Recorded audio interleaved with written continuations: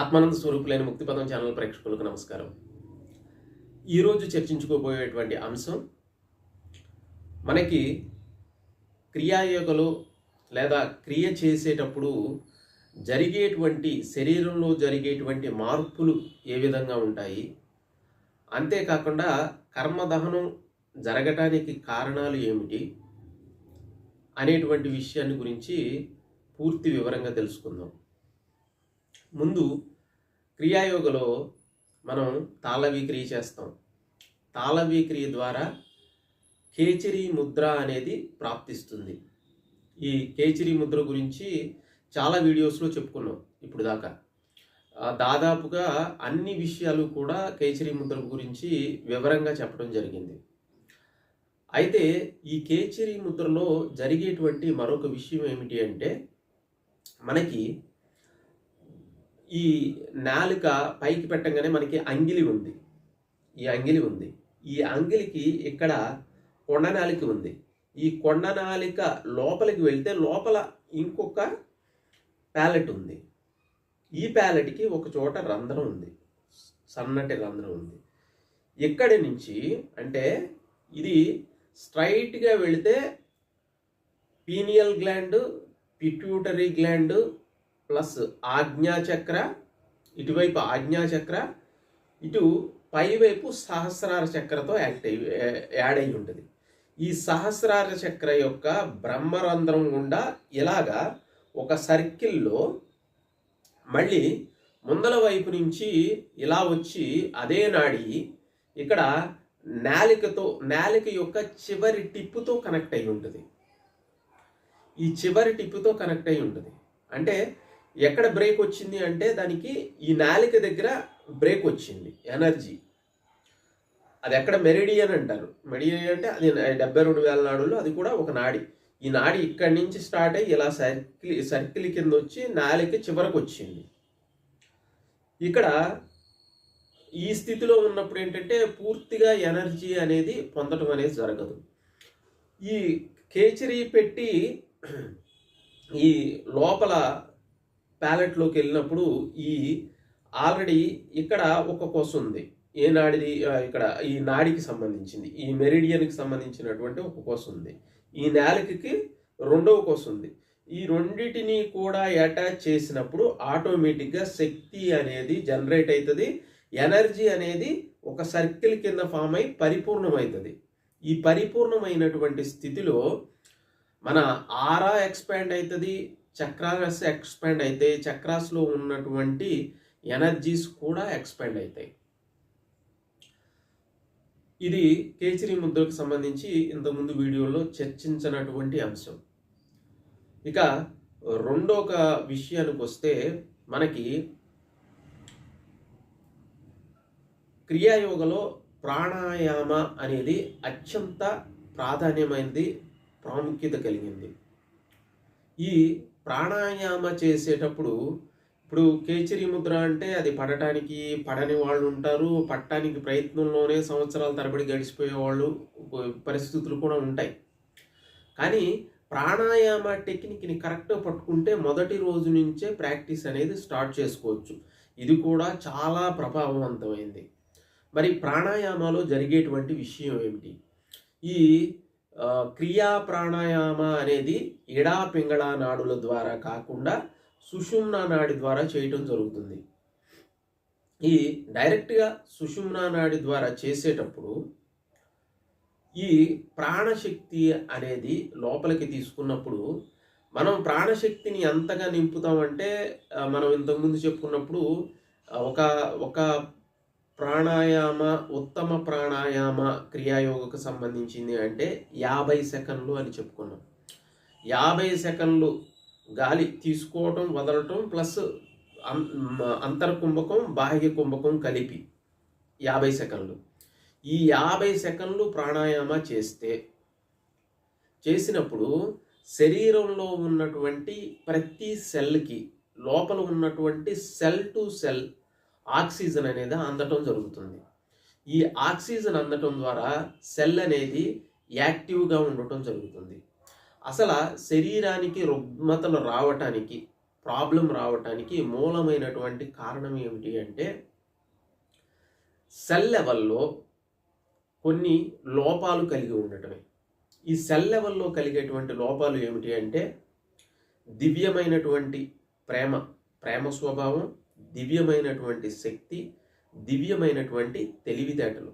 ఈ 3 రకాలు, ప్రేమ, శక్తి, తెలివితేటలు, ఈ 3 రకాలు కూడా సెల్లో ఏ ఒక్కటి లోపం జరిగినా కానీ ఆ ప్రాంతంలో డిసీజ్ అనేది రావటం జరుగుతుంది. అంటే వ్యాధి అనేది సంక్రమించడం అనేది జరుగుతుంది. మరి ఈ సెల్ లెవెల్లో వీటిని మరి ఏం చేస్తాయి అంటే డివైన్ లవ్ అంటే ప్రేమ స్వభావం, అన్నిటితో కలిసి పనిచేయటం, ప్రేమతో ఒక సెల్తో ఇంకొక సెల్ అనేది అణువు అనేది ప్రేమతో కలిసి వర్క్ చేయటం, ఇలాంటి స్వభావం అనేది కలిగి ఉంటుంది. వీటిలో ఎప్పుడైతే కొన్ని రాడికల్ సెల్స్ తయారవుతాయో అది వ్యాధికి కారణమవుతాయి. అంటే ఈ సెల్స్లో ప్రేమతత్వం లోపించినప్పుడు రాడికల్స్ అంటే ఒక రూడుగా లేకపోతే నెగిటివ్ స్వభావానికి సంబంధించిన ఆలోచనలు కలిగినటువంటి సెల్స్ని, ఒక ప్రత్యేకమైనటువంటి ధోరణి కలిగినటువంటి సెల్స్ని రాడికల్ సెల్స్ అంటారు. ఈ రాడికల్ సెల్స్ ఎప్పుడైతే ఏర్పడతాయో ఈ రాడికల్ సెల్స్ వల్లే క్యాన్సర్ లాంటి ఇంకా రకరకాలైనటువంటి కారణాలు కూడా ఈ రాడికల్ సెల్స్ వల్లే వస్తాయి. కాబట్టి ఈ ప్రేమ స్వభావం అన్నిటినీ కలుపుకొని ప్రేమతత్వంతో వెళ్ళేటువంటి స్వభావం సెల్లో ఉంటే ఈ రాడికల్ సెల్స్ అనేవి ఏర్పడవు. నెక్స్ట్ దివ్యమైనటువంటి శక్తి. అసలు సెల్ అనేది పనిచేయాలంటే శక్తి కావాలి. ఈ శక్తి ఎక్కడి నుంచి తీసుకుంటాయి? సేమ్ మనం తీసుకున్నటువంటి ఆహారం ద్వారా, ఆక్సిజన్ ద్వారా, మెయిన్ ఆక్సిజన్ ద్వారా, వీటి ద్వారా ఈ శక్తిని తీసుకొని ఈ పని చేయడం అనేది జరుగుతుంది. నెక్స్ట్ వచ్చేసి దివ్యమైనటువంటి తెలివితేటలు. ఈ తెలివితేటలు సెల్కి ఎక్కడి నుంచి వస్తాయంటే మనకి ఒకటి లివర్ దగ్గర పనిచేసేటువంటి సెల్, వర్క్ చేసేటువంటి సెల్ ఏదైతే ఉందో అది లివర్ దగ్గర ఏ పని చెయ్యాలో అదే పని చేస్తుంది. దానికి హార్ట్ దగ్గర ఉండేటువంటి సెల్ చేసేటువంటి వర్క్ దానికి తెలియదు, చేయకూడదు. ఈ తెలివితేటలు ఉంటేనే అక్కడ ఎలా వర్క్ చేయాలి అనేటువంటి తెలివితేటలు సెల్కి ఉంటేనే వర్క్ చేయగలవు, లేకపోతే వర్క్ చేయలేవు. ఈ క్రియా ప్రాణాయామ చేసినప్పుడు ఆటోమేటిక్గా ఈ సెల్ అనేది ఈ మూడిటిని కూడా పొందుతుంది. ప్రేమ, శక్తి, తెలివితేటలను కూడా పొందుతుంది. పొందినప్పుడు ఏంటంటే శరీరం రోగరహితమైనటువంటి శరీరాన్ని పొందటానికి అవకాశం ఉంటుంది. ఇంకా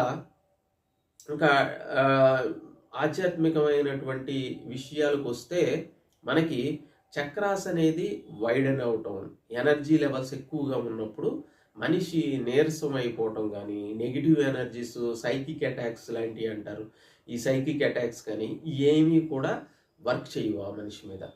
ఎప్పుడైనా సరే వీక్గా ఉన్న వాళ్ళ మీదే శక్తి అనేది పనిచేస్తుంది. కానీ ఈ శక్తి అనేది ఈ నెగిటివ్ ఎనర్జీ కంటే పాజిటివ్ ఎనర్జీ యొక్క శక్తి ఎక్కువగా ఉన్నప్పుడు ఈ నెగిటివ్ ఫోర్స్ అనేది ఈ పాజిటివ్ ఫోర్స్ మీద పనిచేయలేదు.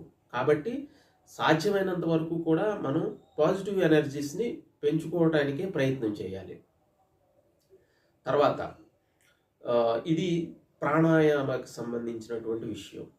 నెక్స్ట్ వచ్చేసేసి ఈ ప్రాణాయామకు సంబంధించినటువంటి మరొక విషయం ఏమిటి అంటే ఈ ప్రాణాయామాలో మూలాధార నుంచి సహస్రార వరకు, యాక్చువల్గా ఆజ్ఞ వరకు వస్తారు, కొంతమంది సహస్రార కూడా చూడుతుంటారు, వరకు వెళ్ళినప్పుడు ఈ వెన్ను నుంచి కరెక్ట్గా స్పర్శించి వెళుతున్నప్పుడు ఆ చక్రాస్ అనేవి యాక్టివేట్ అవ్వటం, ఎనర్జీ కేంద్రాలు ఏవైతే ఉన్నాయో అవి మేల్కోవటం అనేది జరుగుతుంది. తర్వాత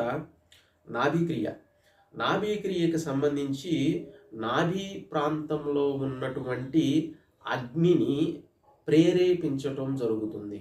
ఈ స్థితిలో చాలామందికి ఆ బొడ్డు దగ్గర, ఆ నావెల్ దగ్గర కాలిపోతున్నట్లు, ఏదో దహనం అవుతున్నట్లు విపరీతమైన వేడి చేయటం కూడా ఉంటుంది. ఈ నాభిక్రియలో బాగా వేడి కూడా చేస్తుంది. ఈ స్థితిలో ఏంటంటే కర్మదహనం ఒకటి, రెండోది మనకి కింద చక్రాల ద్వారా వచ్చేటువంటి ఆటంకాలు, మూలాధార స్వాధిష్టాన మణిపుర ద్వారా వచ్చేటువంటి ఆటంకాలు, అంటే సాధనలో వచ్చేటువంటి ఆటంకాల నుంచి బయటపడటానికి అవకాశం ఉంటుంది.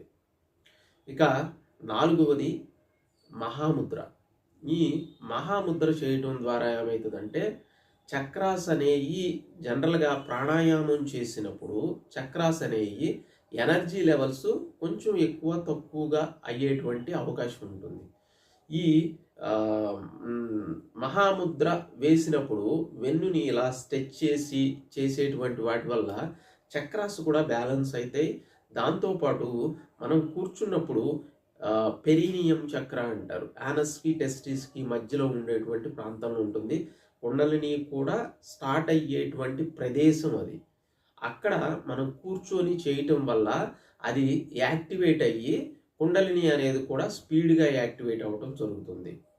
అంతేకాకుండా దీంట్లో కుంభకంలో ఉండటం వల్ల ఎక్కువ సమయం ఇది సమాధి స్థితికి వెళ్ళడానికి చక్కటి అవకాశం అనేది కల్పిస్తుంది. ఇక షణ్మికి ముద్ర, జ్యోతి ముద్ర, యోని ముద్ర ఏదైనా అనొచ్చు. ఈ జ్యోతి ముద్ర వల్ల ఏంటంటే మనకి ఉన్నటువంటి ఇప్పుడు దాకా మనం సాధన చేసినటువంటి సాధనా ఫలాన్ని మొత్తం కూడా మన సాధనకి పీఠస్థానమైనటువంటి ఆజ్ఞాచక్రలో చూడటం జరుగుతుంది. ఇవి క్రియలో జరిగేటువంటి మూలమైనటువంటి మార్పులు శారీరకంగా, మానసికంగా ప్లస్ ఆరోగ్యపరంగా జరిగేటువంటి విషయాలు. ఈ వీడియో నచ్చినట్లయితే తప్పకుండా లైక్ చేయండి, షేర్ చేయండి, సబ్స్క్రైబ్ చేయండి. సర్వే జనా సుఖినో భవంతు.